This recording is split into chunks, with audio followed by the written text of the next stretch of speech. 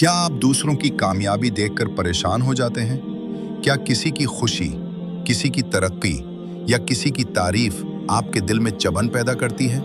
अगर हाँ, तो आज की बात गौर से सुन लें। हसद सबसे पहले उस शख्स को जलाता है जिसके दिल में होता है। जिस शख्स से आप हसद कर रहे हैं, शायद वो सुकून से सो रहा हो, मगर आपकी रातों की नींद उड़ रही होती है।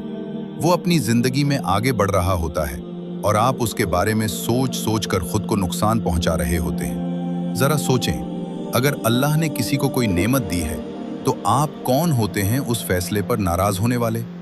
हसद दरअसल सिर्फ इंसान से नहीं, बल्कि अल्लाह की तकसीम से नाराजी का नाम है। और यही वजह है कि हसद दिल का सुकून छीन लेता है।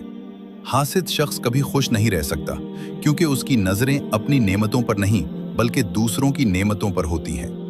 वो हर वक्त मवाजना करता है और यही मवाजना उसकी खुशियां खत्म कर देता है। याद रखें, किसी की कामयाबी आपकी नाकामी नहीं होती, किसी का रिज्क आपके रिज्क को कम नहीं करता, और किसी की इज्जत आपकी इज्जत नहीं छीनती।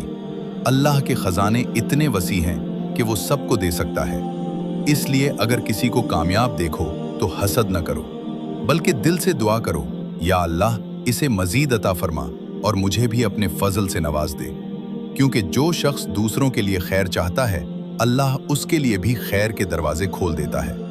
और याद रखो, हसद करने वाला कभी सुकून नहीं पाता, मगर दूसरों के लिए दुआ करने वाला दिल का बादशाह बन जाता है। कमेंट में लिखें, या अल्लाह हमारे दिलों को हसद से पाक फरमा। आमीन।